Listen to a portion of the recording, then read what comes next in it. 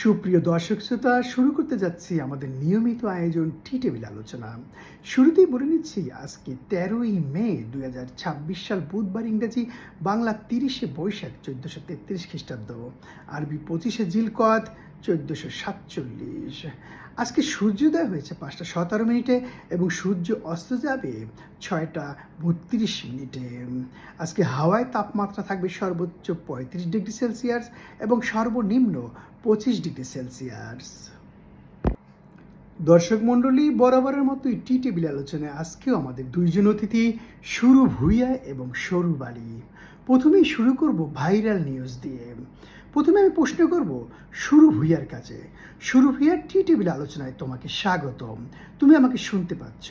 সুরু ভূঁইয়া, আমরা দেখলাম আমাদের প্রধানমন্ত্রী জনাব তারেক রহমান গতকালকে ঢাকা ইউনিভার্সিটিতে একটি ভিজিটে গিয়েছিলেন এবং আমরা জানতে পেরেছি উনি এই বিশ্ববিদ্যালয়ের সাবেক শিক্ষার্থী ছিলেন, যদিও আমরা এটা আগে জানতাম না।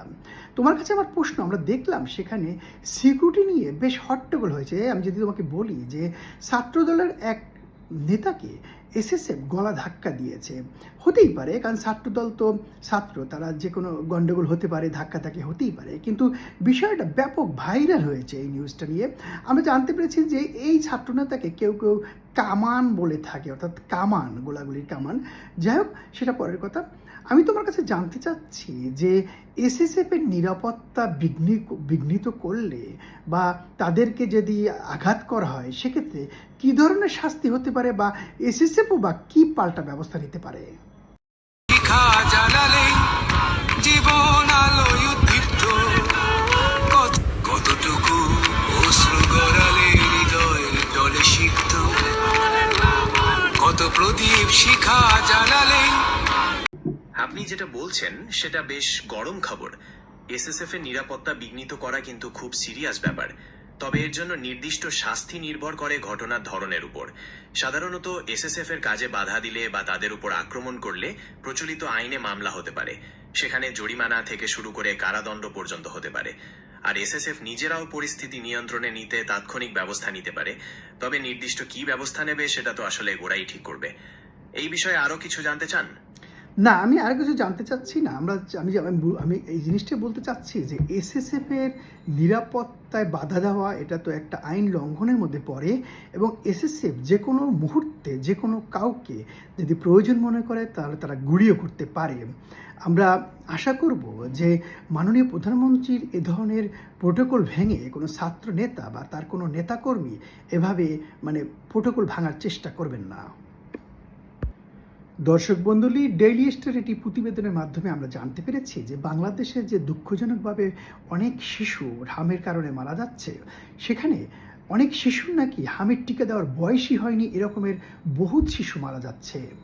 আমরা জানতে পেরেছি যে এই টিকার জন্য ডক্টর ইউনূসকে দায়ী করা হচ্ছে যে উনি নাকি সময় মতো হামের টিকা আমদানি করেনি, কিন্তু আমরা দেখতে পাচ্ছি যে হামের টিকা দেওয়ার বয়সই হয়নি এরকম শিশু মারা যাচ্ছে।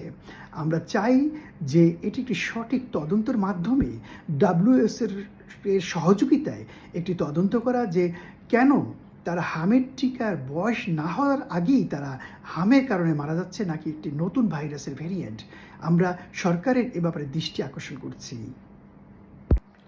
দর্শক মণ্ডলী, আমাদের সবার প্রিয় কন্টেন্ট ক্রিয়েটর কারিনা কায়েসার উন্নত চিকিৎসার জন্য চেন্নাইতে নেওয়া হয়েছে। সাথে গিয়েছে তার 2 ভাই লিভার ডোনেট করার জন্য। আমরা আশা করি দ্রুত সুস্থ হয়ে কারিনা কায়েসার আবার আমাদের মাঝে ফিরে আসবে। দর্শক মণ্ডলী, এবার আমি প্রশ্ন করব সরু বালির কাছে। সরু বালি, টি টেবিল আলোচনায় তোমাকে স্বাগতম। সরু বালি, আমরা দেখতে পেলাম যে আমাদের বিশ্ববিখ্যাত প্লেয়ার জনাব সাকিব আল হাসান একটি অভিযোগ করেছেন। উনি বলেছেন যে আগে দেখতাম সবাই আওয়ামী লীগ করে, কিন্তু এখন দেখি কেউ করে না। হয়তো উনি সবাইকে আওয়ামী লীগ করতে দেখেই আওয়ামী লীগে জয়েন হয়েছিলেন এবং উনি এমপি হয়েছিলেন, যদিও বেশি দিন থাকতে পারেননি। তোমার কাছে আমার প্রশ্ন যে সবাই আওয়ামী লীগ করতো কিন্তু এখন করে না, সবাই কি সুবিধা বুঝে সরকারি দলে জয়েন করে, আবার সুবিধা দেখলে নাতে পেলে সবাই চলে যায়? বর্তমান সরকারের বেলায় কি এরকম হতে পারে বলে তুমি মনে করো?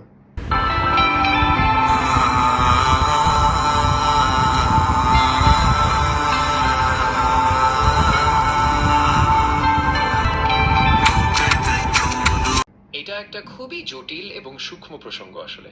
সাকিবের বক্তব্য যদি খতিয়ে দেখি, তো মনে হয় তার অভিযোগটা এক ধরনের আস্থার সংকটকে কেন্দ্র করে। রাজনীতিতে অনেক সময় মানুষ সুবিধা, নিরাপত্তা বা সুযোগের দিক থেকে পার্টি বদলায়। তবে বর্তমান পরিস্থিতি আসলে একটু আলাদা। সাকিবের মতো জনপ্রিয় বক্তি যখন এমন কথা বলছে, তখন এটা সমাজের বিভিন্ন স্তরে এক ধরনের চেতনা বা মূল্যবোধের পরিবর্তনকেও নির্দেশ করতে পারে।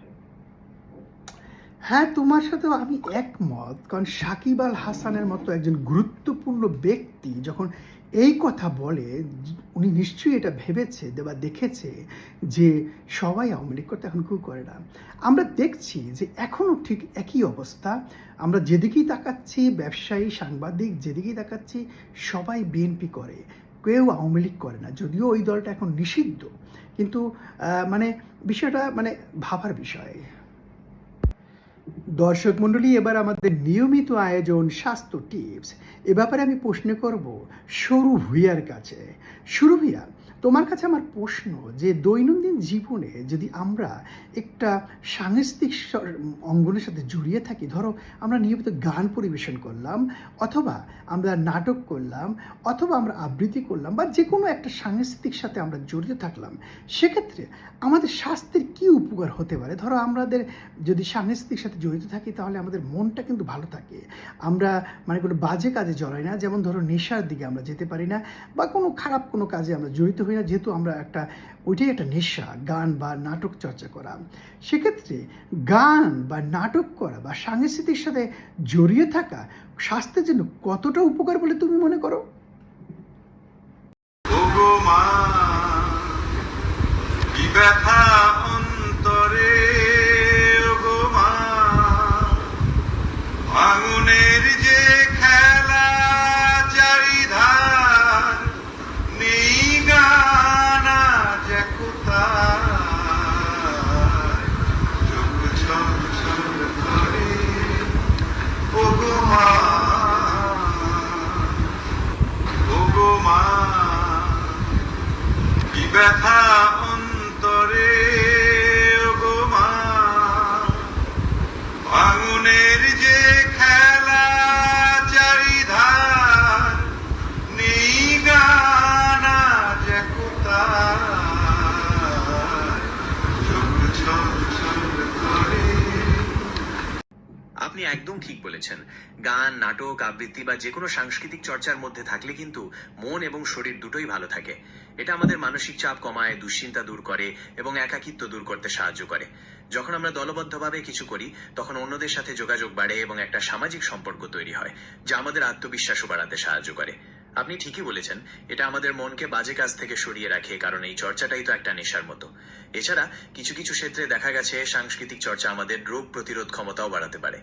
আপনি কি কোনো নির্দিষ্ট সাংস্কৃতিক চর্চার ব্যাপারে জানতে চাইছেন?